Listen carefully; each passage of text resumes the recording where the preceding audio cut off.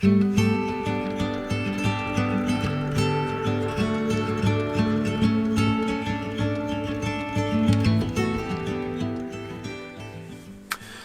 my YouTube lovelies, and welcome to this episode 10, Man Make Fire. To start with, if you're not subscribed, please do so, because it'd be lovely to have you on board. And if you like this content, give us a thumbs up or give us a thumbs down, you know, whatever floats your boat. Anyway, this episode is all about the installation of the heater. So the concept behind this van, obviously it being stealth, the issue with heating I'd thought about for some time. Believe it or not, originally I had figured and had sort of thought about the idea of maybe putting a wood burning stove in here. It would literally sit opposite here where I am on the sofa. And I'd done all sorts of research and investigated the little bare cup stoves from Canada, etc., and was quite taken by them and thought, you know what, this would be ideal. But I suppose there was always this issue, not an issue, but just this sort of underlying nagging feeling of, well, you were trying to keep stealth, and therefore having a stove would require a chimney of sorts, and that chimney sticking out of the roof or the side of the van and what have not suddenly blows my cover in terms of someone living in there in a stealth manner. There was also, at the time when I was looking at it, I was following the indie projects, and I'm pretty sure there was whether it be for a comment or something on one of their videos, I can't quite remember, but there seemed to be a train of thought with regards to wood burning stoves in a van or something that you lived in, and the legality behind it with regards to insurance, etc. And so it just seemed to be a bit of a kind of an unknown entity with regards to that. So I kind of decided to go down the route of the diesel heater. Also, let's go back to when would this be? I mean, where are we now? 21. So this would have been the tail end of 2018. So I'd moved in the van in July 2018, and everything that you've seen to date in these build episodes, there was no heater.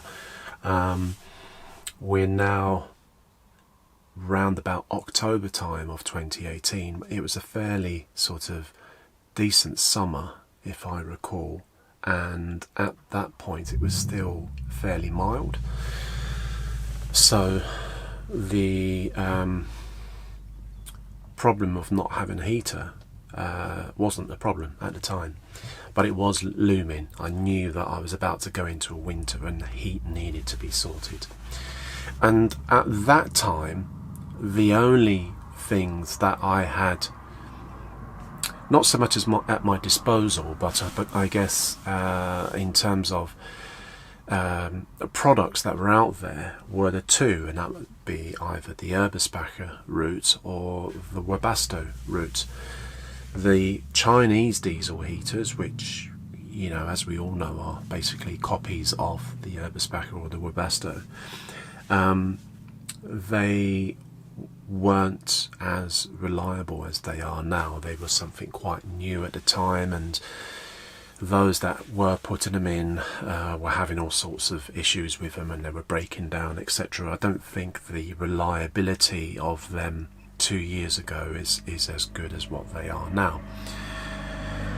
And because, you know, the heating of a van, especially in winter, is a must-have. it was the one thing that I decided that I would actually shell some money out on. So I was able to procure a small loan off a family member, and that was able to get me out of the hole, because up until that point all I was doing was trying to put money away and save and save and save. But at the rate I was going, I probably wouldn't have got the heater until probably January, February. So I was able to get a small loan, which I was then able to pay back in 4 instalments, which was the agreed terms.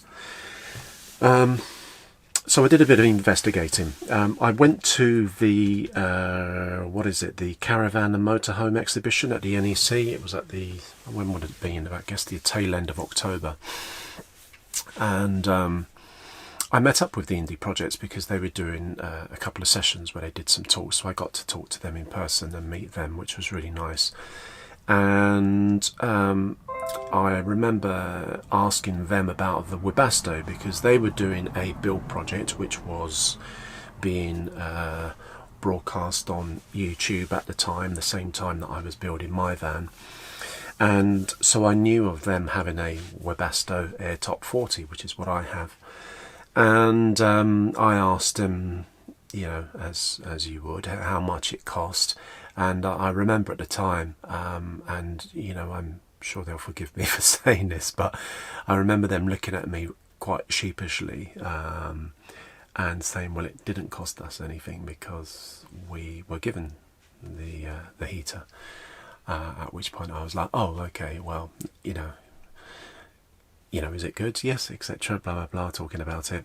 And anyway, I subsequently on that exhibition, I went round and I went to the Webasto site stand rather, and I went to the Urbisbacher stand, and I was very interested in the Urbisbacher, and I guess it all revolved around finding a place that was going to fit it, because I didn't want to undertake fitting it myself, as last week I didn't want to undertake fitting the skylight, etc.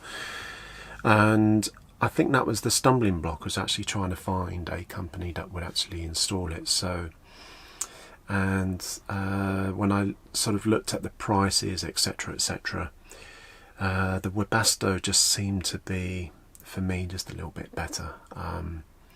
So I went down the Webasto route.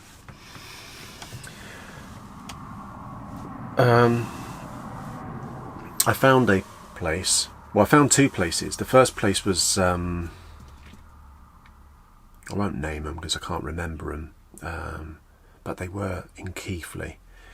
And I went along and they spec'd putting one in, etc. And they were like, yeah. And then every time I phoned them back, they never got back to me.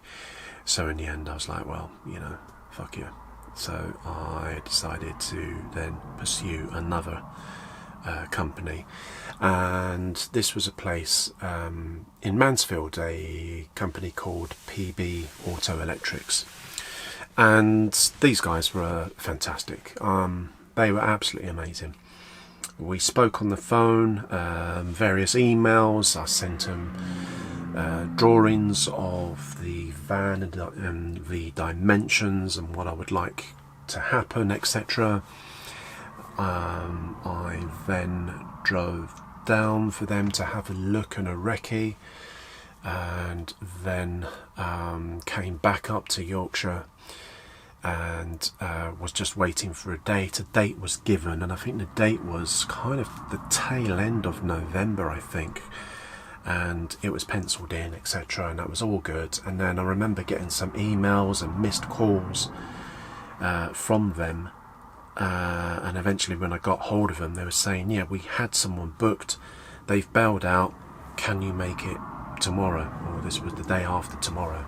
At which, you know, I typed back and said absolutely yes. So I remember just driving down overnight, staying overnight somewhere on the outskirts of Mansfield, And that was it. First thing on that next morning, took it to them, and they had the day, well, they didn't even use a day, I think it was about half a day to install the heater. Unfortunately, I don't have a lot of footage, in fact hardly any footage. I think there's 2 clips where I went into the garage once it was installed and just show, you know, the heater, managed to get underneath and do a little bit of something. So I didn't really get to sort of see and show the whole installation side of things. I will, in this vlog, I'll take the old Osmo over here and I'll take you for a little walk around and we'll have a look at it in a bit more detail. But yeah, as far as I know, it was a fairly straightforward thing. I opted for them to tap into the main fuel tank, so I don't have an additional auxiliary tank to feed it. And it's good. The system works really well. It was pricey, I'm not going to lie. It was, if memory serves me right, all in, including the installation, it was about £1,800–1,900, something like that. I do have the correct figure, and I will put the figures out in future videos. In season 3, I promise you, you'll know exactly how much this van costs, because I'm going to be fairly transparent with information, because there's no point lying, is there?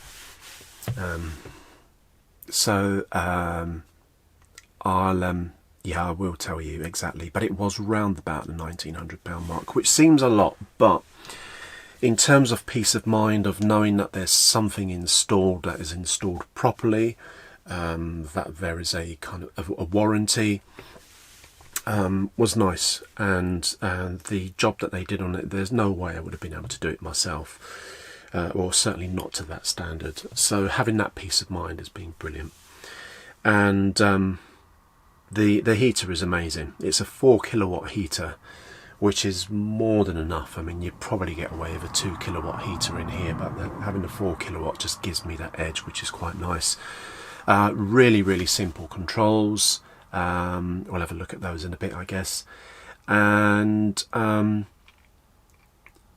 yeah, it's just I've only ever had the 2 error messages appear on the screen, one being the low fuel, and one being the low voltage. They're the only 2 error messages that I've had, which has basically prevented the heater from working.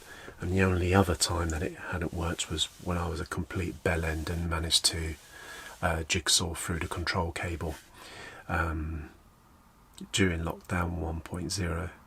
But yeah, I managed to fix it, and it's all okay now. It's just held together with lots of chop blocks. So there you go. So all's well that ends well, as they say. So shall we go for a little walk around, shall we? So I don't know how I'm going to do this. Shall we do this live? This would be quite funny, won't it? What I'm going to do is I'm going to pick up this camera, the Osmo, and I'm going to show you it underneath, and then we're going to move this bad boy out the way, or maybe we'll keep him there and then we'll show you the controls and stuff like that. And where are we at now? 14 minutes. It's going to be a long fucking vlog. So here we go. Right, so let's pick up the old action camera and let's go all Annika Rice. So he is under the sofa, so we'll just take away these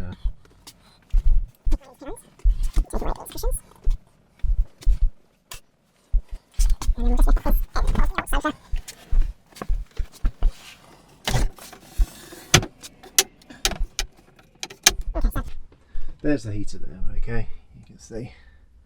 I don't know whether you can see enough, whether that gives you enough information, but it's the Webasto Evo, or the Webasto Air Top Evo 40. Okay, To excuse the dust under there, there's quite a bit of dust. I need to get the hoover out and give it a bit of a clean. So yeah, one heater there.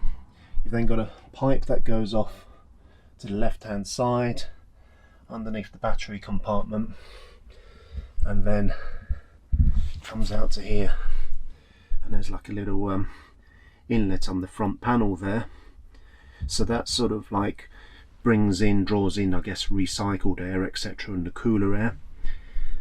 And coming back over, you've then got the pipe with a Y split, and then that one that goes off at 90 there to the right comes out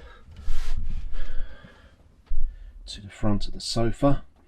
So you've got a small outlet there, and then the big one shoots off the other end of the sofa and goes and comes out to another outlet. Whether you can see it might be a bit too dark, but there is another outlet just at the other end of the sofa, and then the pipe carries on through, goes underneath the garage, underneath the bed, and it comes out to here where there's another one just before the wardrobe. Not quite sure whether you can see any of that, but that's the routing of the old heater. And then in terms of controls, it's fairly straightforward. You know, this is the little control unit here. Okay, so you have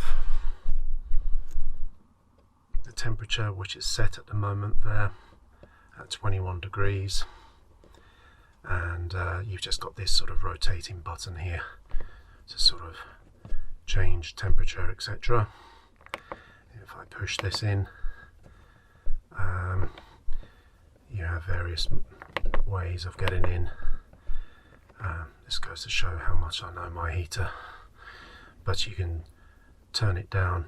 I always have it to this 2 bars, but you can go up again to there, so from 1 to 2 to 3, which I think would probably just be down to whether that be the fan speed, or I'm not quite sure, to be honest with you. Then when you go into the main menu, you have your timers, etc. So you can set the day, the time it comes on, and the time it goes off, the fan speed and the temperature, etc.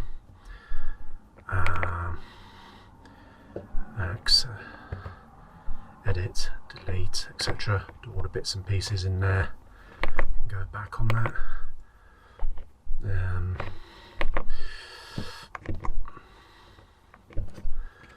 Then you've then got ventilation mode. Now I've only ever used this once, but the ventilation mode here is just a way of, I guess, recycling the ambient cabin air, and it blows it out, so it's kind of almost like an aircon. I've only used it a couple of times, and it seems to be okay. You can see, well, I've just put that on, and you can see now that's gone to blue, so that would basically be pumping through cooler air through the system and everything. And actually, whilst that's going, you can probably hear the unit going in the background there, so it's not too bad, it's not too noisy. Okay, I don't know how to switch that off, mind. This is what happens when you do things live, isn't it? You end up doing something that you think, oh Lord. So but there you are, that's it, back to normal again. Okay, so pretty simple controls. I've varied, the only thing I ever really do to it is to change the time for it to come on in the morning, and then maybe adjust the temperature setting when it's actually on, the actual heater's on. I might just go and just change that. In fact, this particular winter I've had that at about 24, but its natural state I always leave it at 21 degrees there. So that's it. So fairly simple in terms of controls. think I may have ballsed that up, and gonna have to insert some stuff like a complete fucking amateur. The battery on my Osmo decided to go, so yeah, how do we finish this off? Yeah, so I may have inserted some stuff there for you to actually have a little look around, around and see the heater in all its glory and everything like that. So hopefully, yeah, I'd have inserted that. So, you know, here we are now at the end of said insertion. Hello. And we're now wrapping this up. Okay, so we're going to try and keep this under 20 minutes. So yeah, that's the heater. Very, very simple, nicely installed. The control system really, really easy to work. Very, very simple, and yeah, well worth the money. It seemed like a lot of money, but actually, you know, to have that peace of mind and knowing that it's working well, etc., for me is a really is a bonus, really. It certainly does the job. It gets the temperature very, very quickly. I guess the only downside, if there is a downside, is the fact that it's sat here and under the sofa, so the initial sort of heating up process with the fan going, etc., can be quite noisy, but I get used to it. And to be honest with you, you know, it's something that's noisy if you know that it is giving you a really nice source of heat, and at the end of the day is going to give you a comfortable evening's rest, watching the telly and then going to bed, etc., is great. I don't use it at night time at all, never have. I will always power it off, put it on the timer to come in the morning, and I'll just sleep under the duvet and blankets if need be, so it never runs overnight, even in the really, really, I mean, what's the coldest that's ever got inside this van? I think this particular winter it got to about -1, 0 degrees or something inside the van. Yeah, it comes on in the morning on the timer, and it heats up within about 5-10 minutes. The van's nice and toasty, so that's really good. Okay, I'm going to end that here, and I'll see you in the next one. The next one is Dancing on the Ceiling, which is all about the installation of the solar and small components of some form of electrical system.